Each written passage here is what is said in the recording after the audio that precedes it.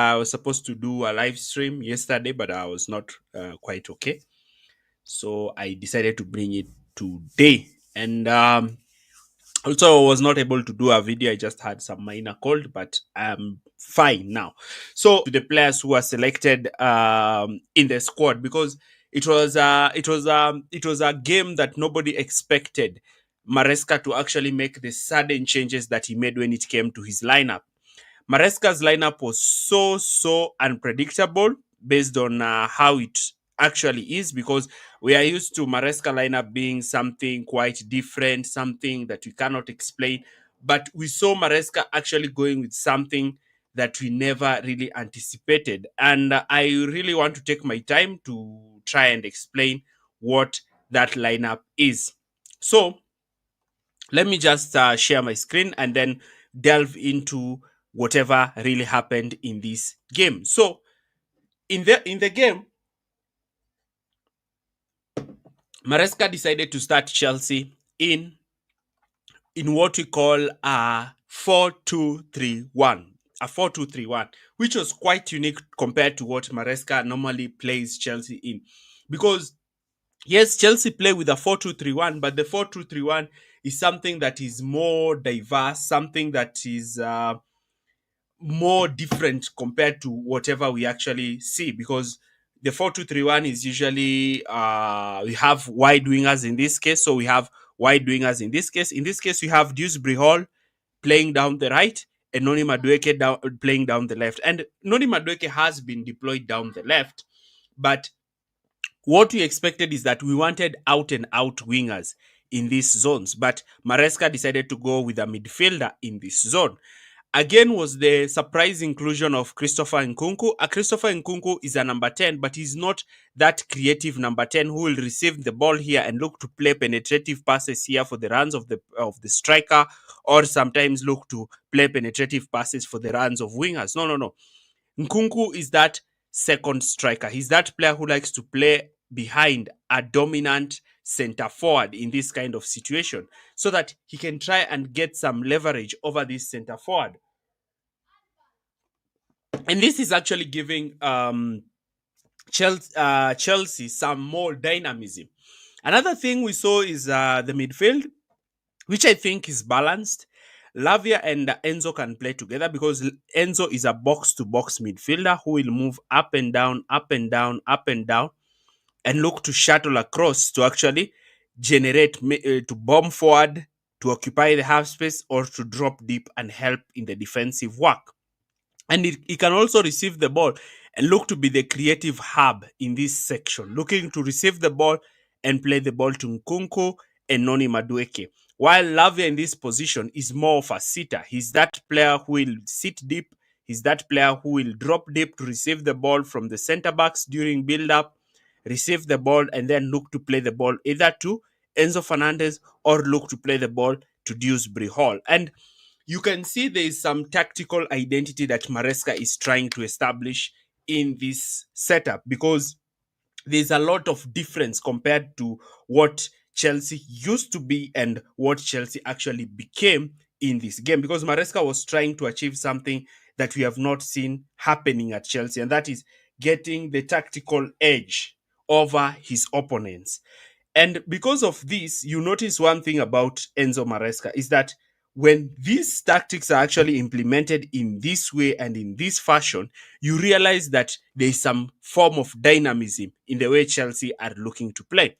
Another form of attacking setup is now, because Lavia is playing in that position, then we have Gusto.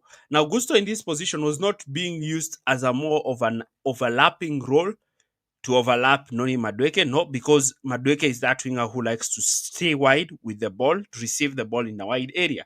But Gusto was being used in a more inverted role here, allowing Fernandez to move and occupy this position here, which we call the left half space, and then Christopher Nkunku to move and occupy this position here, which we call the right half space, and Dewsbury Hall being tasked to start out wide. But again, this is not giving Chelsea that much needed depth when it comes to attacking. It doesn't give Chelsea that much needed depth in attack. Why is that the case? Because When you have Kunku and Dewsbury Hall here, what you have is naturally you have two midfielders in this zone. So what you have is you have two midfielders in this zone. So Benoit moves to the left centre back zone, Achempong to the right centre back zone, and Tosin in that central centre back zone. And then you have Gusto and Lavia being the ones to play deeper. Now, in this scenario, what happens is that now Chelsea have this structure in defense. Chelsea have this structure in attack. Now, this structure in attack allows one thing to happen. It allows Maresca to have his center forward. Let me just bring in the opponent so that I can show you how Delap was actually so instrumental in the way Chelsea played and allowed Chelsea to even play without a winger. So, if Chelsea are facing this back four in this kind of setup, what you notice is that if Delap is playing in this role and is occupying the two center backs, and then you have Enzo and Nkunku in this position, because you have Dewsbury Hall in this deeper position, what you automatically notice is that Dewsbury Hall is a midfielder who will tend to move in field in this kind of scenario. So Dewsbury Hall will tend to move in field in this kinds of scenario. And because Dewsbury Hall is also looking to move in field when Chelsea are looking to build from the back in this kind of case, what you automatically notice is that now he will switch, and then you'll have Lavia there, then you'll have Gusto there, and then you'll have Dewsbury Hall here. So when the opponent decide to go man to man with the back, Dewsbury Hall is always the free man to receive the ball. And if he is being marked out by another player in this situation, then Nkunku can either be the free man to receive this ball.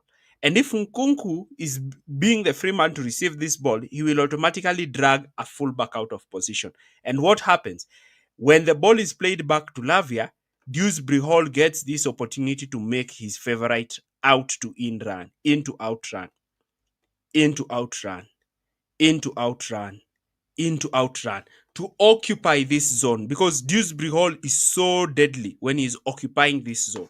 And this zone, he can only occupy it if he's making that in to outrun, in to outrun, in to outrun. Now, when that has happened, what you notice again now is that once this has already been played, now Lavia can play the ball over the top to Delap. Then Delap now can look to stretch that backline deeper, allowing players like Fernandez and Noni to be the one who are making those runs in the other side, so that now we have players who are making runs in the other side. And even Delap himself can make that run. And if Delap finds himself in this situation, he's more likely to shoot from this position. And that's why it was so important for Delap to actually play this game, because Delap offered Chelsea something much different than what Chelsea have when they have Nicholas Jackson in the team. That is what actually happened for Delap's first goal. Now let's look at the left-hand side.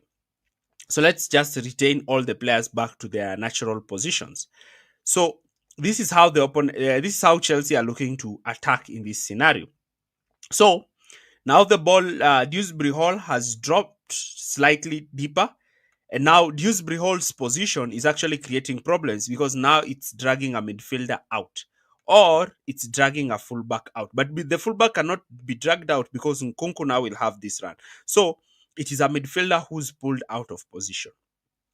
So because this midfielder has been pulled out of position and is moving close to Dewsbury Hall in this kind of scenario here, what you automatically notice is that now Chelsea have a 4v4 in the backline. Chelsea have a 4v4 in the backline now.